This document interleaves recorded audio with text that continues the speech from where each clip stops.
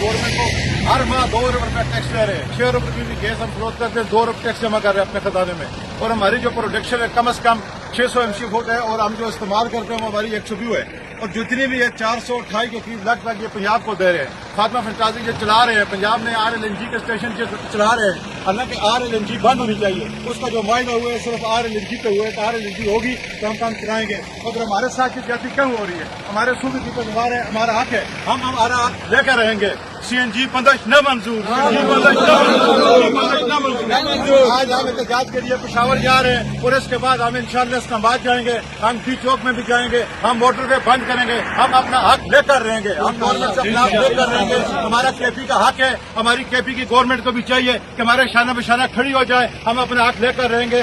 बहुत मजदूर लोग हैं, गरीब लोग हैं, रेडी वाले, टैक्सी वाले, रिक्शे वाले, सब मजदूर लोग हैं, सब लोगों का चूल्हा बंद हुआ है, और KPK में 40% के गैस हैं, 40% गैस हैं, तो पूरी महंगाई खत्म हो सकती है। क्या हम 40% का हक भी नहीं रखते?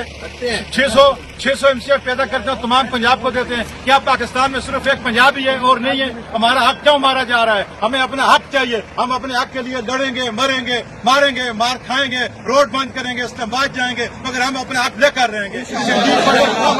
संजीव बंदोज पे आपका टाका न